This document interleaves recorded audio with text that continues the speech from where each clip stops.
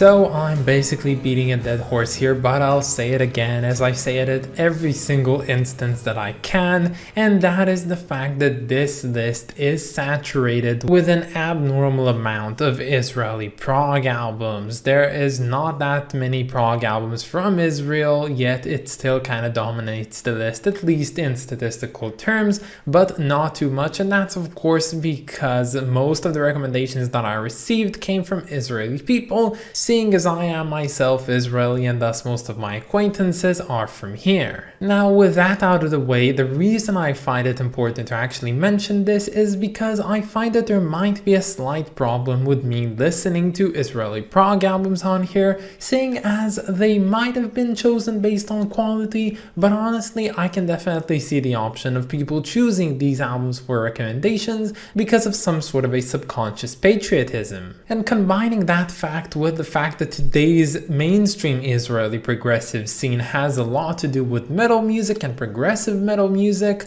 I was kind of ready for this one to not be a favorite of mine because, as I said, maybe not the best in quality and also it's metal. And top this entire thing off with the fact that this album today is the latest release by Subterranean Masquerade, meaning that it's just fresh in everyone's minds and everyone just thinks that it's new and exciting, made me believe that I was not going to like this one that much.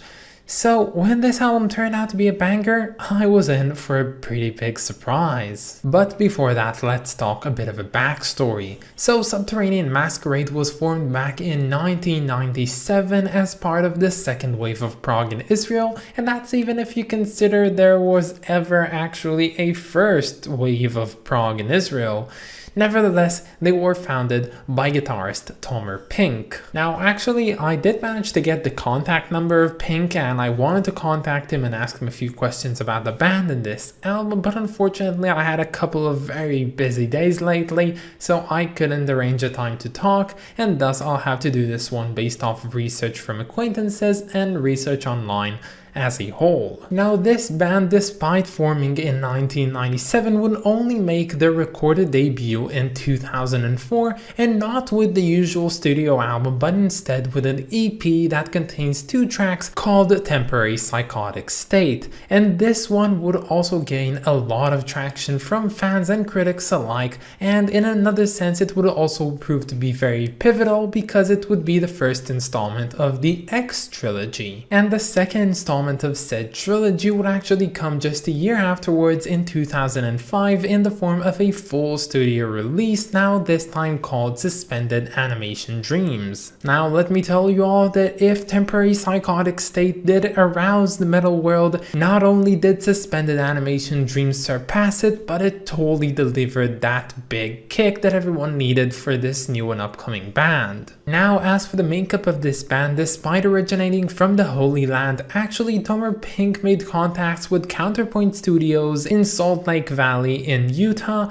and went there, and with their assistance he managed to assemble a group known as Subterranean Masquerade, made with all different regions of the earth. But the core of this band always maintained a very Israeli makeup, and this was all made more apparent when the coronavirus pandemic hit in 2020. I can't say this for a fact, but I'm pretty sure, seeing as the players on the albums released in that time consisted more of Israeli players, I can only infer from that the band had come back for lockdown in Israel and made music in their own surroundings around here, and thus we see the makeup of this very native band. And as I said, in the time of coronavirus, unlike a lot of other bands or artists that stopped making music because of the restrictions, these guys were actually more active than ever, releasing an album called The Pros and Cons of Social Isolation in 2020, and also releasing the album we're reviewing today called Mountain Fever in 2021. Now, after this very lengthy background check that apparently is now a theme that I do on my videos because I tend to do a lot of background research about each and every band, we can finally move on to talking about this album. And I say this a lot about a lot of albums on here, but this one is truly a one-of-a-kind album. Now, this album contains 2 things that I honestly never really expected to be combined, at least not in a professional manner, and mostly something as a gimmick that sounds kind of odd and goofy.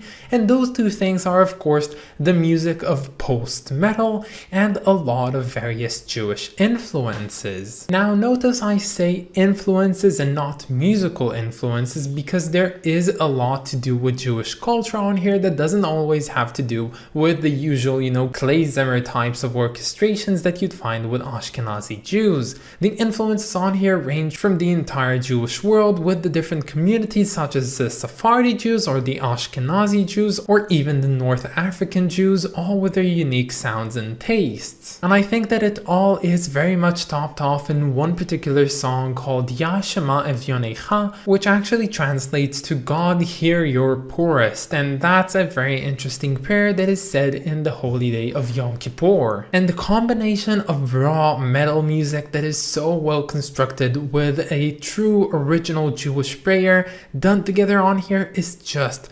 jaw-dropping. I don't know what to think of this song, but I know that it's so extremely good. And honestly, all of the 10 compositions to be found on this album are extremely solid from front to back. When I started listening to this album and I opened it up with the first track called Snake Charmer, I was like, oh my god, this is such a good track, but it's probably like one of those bangers that open up an album and from there it's all going downhill. But as I listen to the rest of this album, I can definitely say that each and every one of the 10 tracks on here could have been an equally good opener for this album. Some of my favorite tracks from this album have to be Diaspora My Love or Inward or For the Leader Wood Strings Music, and while all of the songs on here are definitely great, I do believe that there is one that is just slightly better than than the rest because it has managed to be more memorable than the others, and that is of course the title track of Mountain Fever. I think that when combining all the strong suits of this album, being able to blend post-metal music, extreme metal music, experimental metal music, and all of that with a very much Jewish influences from around the world, this one is just a prime example of it. So if you don't know if you want to get into this type of album, I highly suggest that you go ahead and check this song out. If you like that, you'll probably love the rest of this album as well. So yeah, I really don't know what to say about this album. It's such a good experience, such a well-crafted experience. It's so professional, and honestly, I never would have expected it from this album and from this band in particular. And now I can definitely say that next time that they're gonna perform anywhere in Israel, I'll be there to listen to them play live. So for any metal fans on here, if you haven't known this album beforehand, you'll probably want to thank me after you listen to this one for the first time. So I quite like this album cover, but I don't feel like it's one that I would choose for my own. Nevertheless, I do like whatever's going on here. Despite a lot of things going on at once, I do feel like there's some sort of cohesiveness on here that is retained. And much like the Jewish influences and the biblical influences of this album throughout its runtime, we also get to see some of that on here. And personally, the two subjects on here that I can tell are definitely Jewishly influenced are the two objects in the sky. Firstly, we have the spiked eye sort of thing, which if I'm not mistaken is a pretty much literal description of what angels look like said in the Bible. And the second subject is of course the flaming carriage with which the prophet Elijah went up into the sky, and basically he never really died. He just went up to heaven and, you know, he just kind of did his thing. And that's a really cool thing. I remember this from Bible class, of course. I'm not a huge fan of the Bible or anything like that, but it's honestly something that I couldn't have missed. I don't know what the mountain with the eyes have to do with anything. It probably also has something to do with the Bible, but I'm just very much appreciative of how well these guys that don't seem to have a lot to do with Jewish influences have taken this heritage and put it into a great use in this very unique metal album, and also this very unique cover for this album. So when it comes to rating, honestly, it's really a no-brainer. This one gets a very solid rating of 9 out of 10. But that's about it, guys. I hope that you enjoyed this video, and stay tuned for tomorrow because we're going to be listening to Legacy by the band Hypnose 69. I of course want to thank my lovely supporters over on Patreon, so thank you so much to Clay Wan, Wrist of Kings, and Lindsay Haycox. You guys are just the best, and if any of you want to support me over on Patreon, you can find the link down in the description or in my about page. But that's about it, guys. Have a wonderful day, and I'll catch you all tomorrow. Bye, guys.